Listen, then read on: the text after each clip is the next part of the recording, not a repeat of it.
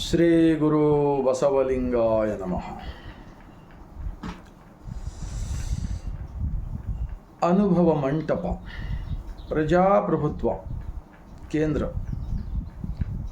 ಬಸವ ಕಲ್ಯಾಣದ ಭೂಮಿಲಿಂದ ಇಡೀ ಭಾರತೀಯರೆಲ್ಲರಿಗೂ ಈ ಮುಂಜಾನೆಯ ಶರಣು.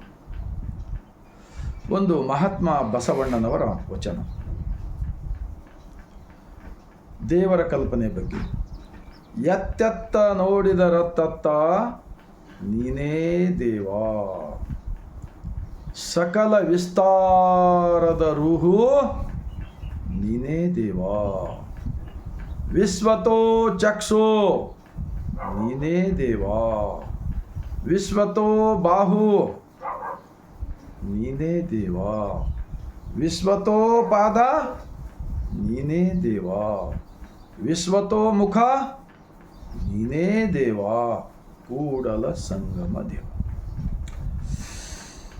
इस वचन हर इंसान अगर पढ़ेंगे सोचेंगे इसके बारे में तो भारत देश इडीी दुनिया के अंदर विश्वगुरु बन सकता है. अब विश्वगुरु बोल के चुप बोल रहे हैं, लेकिन विश्वगुरु के विचार एक बाल बराबर भी किसकी भी दिमाग में नहीं दिख रहा मेरे को. तो मतलब किसके भी बोले तो नहीं, करोड़ों में एक लोग है देश के अंदर. ये बसवण्णा जी स्थापित अनुभव मंटप के समानता का लिंगायत धर्म के अंदर मूर्ति पूजा कतई नहीं है. इसीलिए तो महात्मा बसवण्णा जी इष्टलिंगा दिया है. बहुत सारे वचनों में लिंगा लिंगा लिंगा बोलकर आता है. ये लिंग इष्टलिंग, इसको आंखें नहीं है, कान नहीं है, सर नहीं है, हाथ नहीं है, पैर नहीं है, निराकार. जैसे कि हमारा पड़ोस में हवा है, लेकिन हवा का स्वरूप बताते क्या कोई? तो नहीं बता सकते ना. सूरज है, हमारे को देख रहे इतना ही छोटा, तो दूसरे देशों में सूरज अलग अलग होता है क्या? बताओ, एक ही होता है ना. आसमान से पकड़ के जमीन, जितने भी दुनिया के अंदर नाले, बड़े बड़े नाले हो, समुंदर हो, सब जमीन के ऊपर है. जमीन कहाँ तक है वहाँ तक. ऐसे एक भगवान के स्वरूप दुनिया के अंदर फर्स्ट पार्लियामेंट स्थापक, अनुभव मंटप स्थापक, प्रजाप्रभुत्व स्थापक महात्मा बसवण्णा जी इतना 900 साल पहले दिया हुआ तो भी अपने अपने स्वार्थ के लिए क्या भी बोल रहा है. ये भलाई होता है क्या? सबका भला सोचने वाले आजकल के ज्ञानी लोगों को मैं विनती करता हूँ, जैसे कि हम बोर कहाँ पर भी मारो पानी लगता प्रेशर से, वहाँ पर सृष्टि का मालिक का चेतना ज्ञान है ना. अब हमारा अंदर हम इन पंच इंद्रियों से दुनिया देख रहे हैं, तो हमारा अंदर अगर सृष्टि का मालिक अगर नहीं रहा तो हम ये आँखों से देख सकते, कानों से सुन सकते क्या, नाक से खुशबू सुन सकते क्या, जबान के खट्टा मीठा बोल सकते क्या, चमड़े को जरा भी टच हुए तो जागृत हो सकते क्या? बताओ. अब जितने भी कर्नाटक के अंदर हजारों मठ है, आप सब लोगों को मैं हाथ जोड़कर विनती करता हूँ, बदल जाओ. अल्लाह प्रभु, सर्वज्ञ, सब लोग, अक्का महादेवी, सिद्धरामेश्वरा, सब लोग बसवण्णा जी को गुरु माने हैं. उतना एक महान व्यक्ति है उन्होंने बसवण्णा. कन्नड़ का वचन है, अब वो 23 भाषा में मिलता है. आप सब लोग पढ़ो. चुप देशभक्ति बोल के छोटे उम्र के बच्चों को हाथ में झंडा देकर लड़ाने का बंद कर दो. चाहे मुस्लिम हो, क्रिश्चियन हो, बौद्ध हो, सिख हो, जैन हो, पारसी हो, कोई भी हो, हम सब लोग मिलकर दोबारा 12वीं शताब्दी का अनुभव मंटप के अंदर सभी कास्ट लोग थे. आपको प्रूफ देता हूँ. मादार चन्नಯ್ಯ, डोहार कक्कಯ್ಯ, हड़पद अप्पಣ್ಣ, वक्कलिया मुद्दಣ್ಣ, तुर्गाई रामಣ್ಣ, लद्दे सोमಣ್ಣ, हाँ सारे लोग, सिद्धरामेश्वर, अक्का महादेव, कश्मीर का राजा, अफगानिस्तान का मुस्लिम आकर यहाँ लिंगायत बन गए. इधर महाराष्ट्र का कंधार, नांदेड़, उस तरफ से उदलिंग पेद्य आए. बहुत लोग आए. 771,96,000 शरणों ने मिलकर बांधा हुआ लिंगायत धर्म का इतिहास है.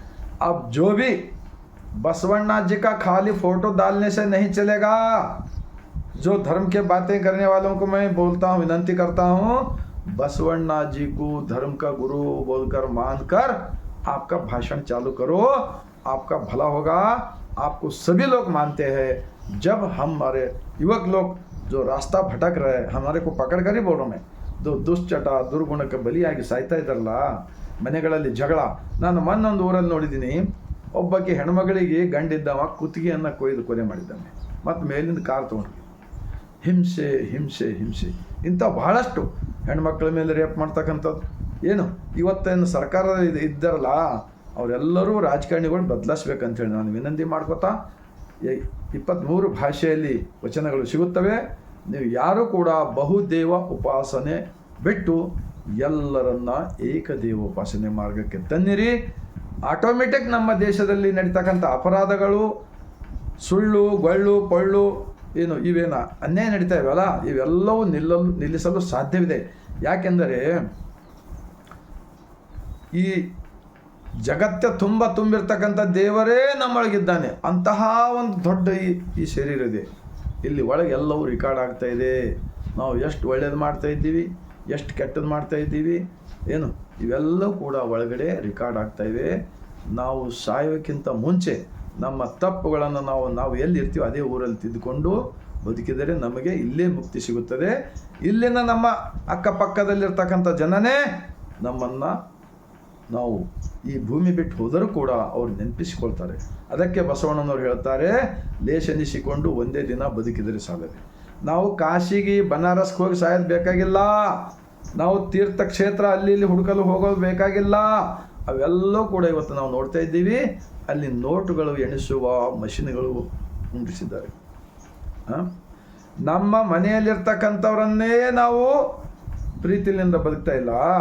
ಅಲ್ಲಿ ಹೋಗಿ ಗಲ್ಲ ಬಡ್ಕೋತಿರಲ್ಲಪ್ಪ, ಅದು ನಿಮ್ಮದೇನು ಏನಾರ ಮಾತು ಕೇಳ್ತಿದ್ದೆ ಅಂತ ಹೇಳಿ, ನಿಜವಾಗಿ ಹೇಳಿ, ಎದೆಯ ಮೇಲೆ ಕೇಳಿ. ಅದೊಂದು ದೊಡ್ಡ ವ್ಯಾಪಾರ ಕೇಂದ್ರಗಳಾಗಿವೆ ಅಂಥೇಳಿ ನಾನು ಕೂಡ ಈ ವಚನದ ಆಧಾರದ ಮೇಲೆ ಹೇಳ್ತಾ ಇದ್ದೀನಿ. ದೇವರಿಗೆ ಗುಡಿ ಇಲ್ಲ, ಗುಡಿಯ ಒಳಗೆ ದೇವರಿಲ್ಲ. ದೇವರಿದ್ದನೆಂದರೆ ಜನರಿಂದ ದುಡ್ಡು ಹಾಕ್ತಾ ಹೋಗ್ಬೇಕಪ್ಪ, ನೀವೇ ಕಾಯಕ ಮಾಡಬೇಕಲ್ಲ. ಬಸವಣ್ಣ ಹೇಳಿಲ್ವಾ, ನಿಮ್ಮ ಅರಿವೇ ನಿಮಗೆ ಗುರು, ನಿಮ್ಮ ದೇಹವೇ ನಿಮಗೆ ದೇವಸ್ಥಾನ, ಕಾಯಕವೇ ಕೈಲಾಸವೆಂದು ಎಲ್ಲ ಶರಣರು ಹೇಳಿದಾರಲ್ಲಪ್ಪ. ಈಗ ಧರ್ಮದ ಪ್ರಚಾರ ಮಾಡ್ತಕ್ಕಂಥವ್ರಲ್ಲಿ ನಾನು ವಿನಂತಿ ಮಾಡ್ಕೊಳ್ತೀನಿ, ನೀವೆಲ್ಲರೂ ನಿಮಗೆ ವಚನಗಳು ಗೊತ್ತಿವೆ, ಬರುತ್ತವೆ. ಮತ್ತು ವಚನ ದರ್ಶನ ಅಂತೇಳಿ ಬುಕ್ ಬಿಡುಗಡೆ ಮಾಡೋದು, ಮತ್ತು ಬಸವಾದಿ ಶರಣರ ಹಿಂದೂ ಸಮಾವೇಶ ಅಂಥೇಳಿ ಮಾಡಿ ಇಂಥ ವಿಚಾರಗಳನ್ನು ಮಿಕ್ಸ್ ಮಾಡಿ ಇದು ಬೆಳೆಯಲಾರದಂತೆ ಏನು ಮಾಡ್ತಾ ಇದ್ರಲ್ಲ, ಈ ಕೆಟ್ಟ ಗುಣಗಳು. ಅದಕ್ಕೆ ಬಸವಣ್ಣರು ಇಂಥವ್ರನ್ನ ಕಂಡು ಹೇಳಿದ್ದಾರೆ. ಮತ್ತು ಮೇಲಿಂದ ಬಸವಣ್ಣನವರು ಅಂತ ಹೇಳ್ತಾರೆ, ಒಬ್ಬ ಸ್ವಾಮಿ ಇಂಥವ್ರನ್ನ ಕಂಡು ಹೇಳಿದ್ದಾರೆ. ಅವಳ ವಚನ ಬೆಲ್ಲದಂತೆ, ಹೃದಯದಲ್ಲಿರುವುದು ನಂಜು ಕಂಡಯ್ಯ. ಈ ಕಣ್ಣುಗಳಲ್ಲಿ ಒಬ್ಬನನ್ನ ಕರೆಯವಳು, ಈ ಮನದಲ್ಲಿ ಒಬ್ಬನ ನೆನೆವಳು. ಈ ಮಾನಸಿ ಗಾಳಿಯ ನಂಬದಿರು ಕೂಡಲ ಸಂಗಮ ದೇವ ಅಂತ ಹೇಳಿದಾರಲ್ಲ. ನೀರಿಗೆ ನೈದಿಲೆ ಶೃಂಗಾರ, ಸಮುದ್ರಕ್ಕೆ ತೆರೆಯ ಶೃಂಗಾರ, ಗಗನಕ್ಕೆ ಚಂದ್ರಮನೆ ಶೃಂಗಾರ, ನಾರಿಗೆ ಗುಣವೇ ಶೃಂಗಾರ. ನಮ್ಮ ಕೂಡಲ ಸಂಗನ ಶರಣರ ಈ ನೊಸಲಿಗೆ ವಿಭೂತಿನೇ ಶೃಂಗಾರ. ಹಣಿಯ ಮೇಲೆ ವಿಭೂತಿ ಇಲ್ಲ, ಬಸವಣ್ಣನವರನ್ನು ಧರ್ಮಗುರು ಅಂತೇಳಿ ಒಪ್ತಾ ಇಲ್ಲ, ಮತ್ತೇನೇನೋ ಅದು ಸಮಾವೇಶ ಇದು ನೀವು ಏನು ಮಾಡ್ಬೇಕಂದ್ರೂ ಏನೂ ಆಗಂಗಿಲ್ಲ.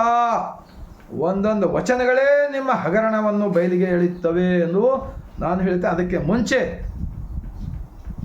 ತಮಗೆಲ್ಲರಿಗೂ ತಿಳ್ಕೊಂಡು ಬದುಕಿದರೆ, ಬಸವಣ್ಣನವರ ತತ್ವಕ್ಕೆ ಶರಣಾದರೆ ಮಾತ್ರ ನಿಮಗೆ ಬೆಲೆ ಸಿಗುತ್ತದೆ. ಇಲ್ಲ ಹೋದರೆ ಏನೂ ಸಿಗ್ಲಿಕ್ಕೆ ಸಾಧ್ಯವೇ ಇಲ್ಲ.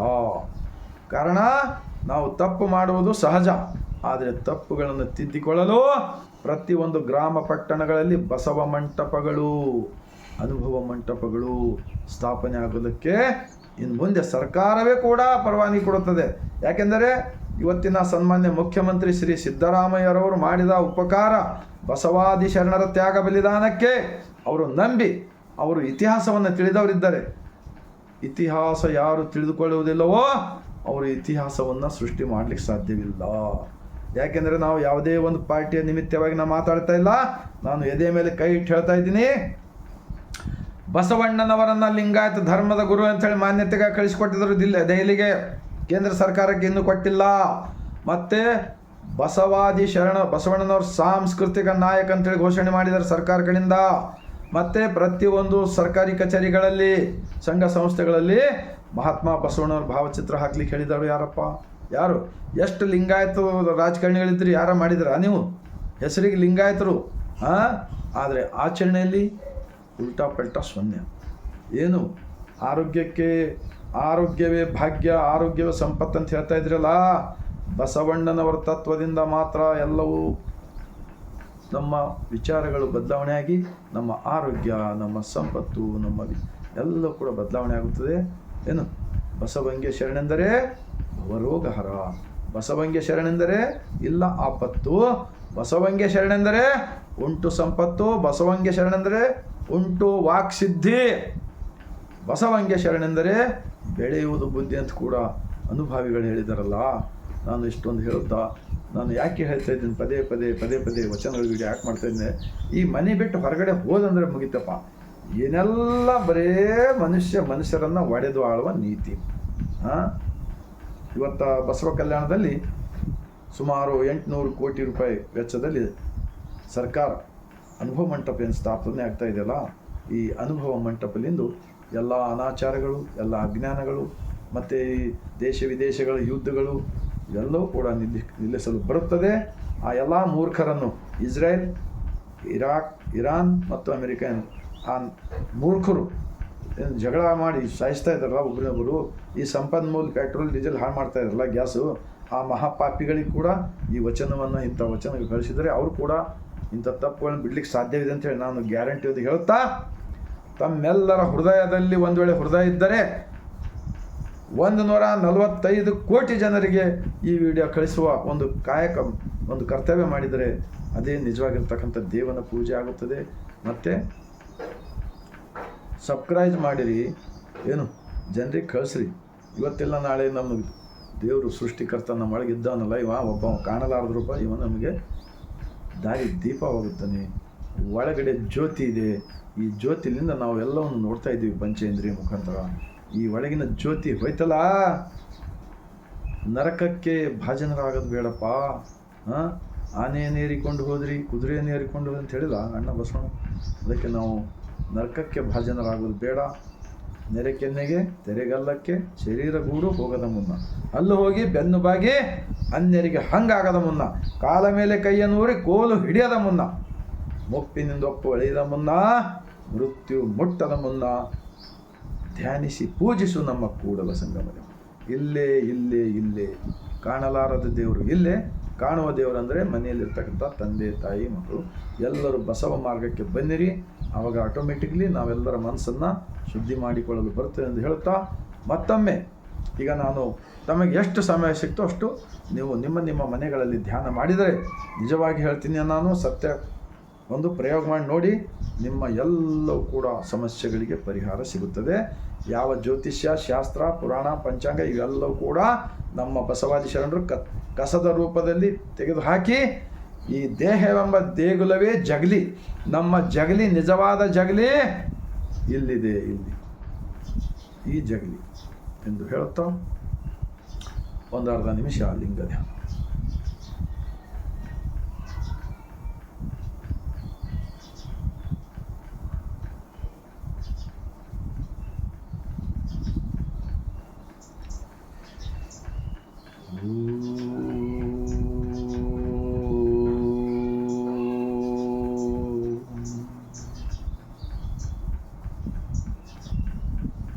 ಶ್ರೀ ಗುರು ಬಸವಲಿಂಗ.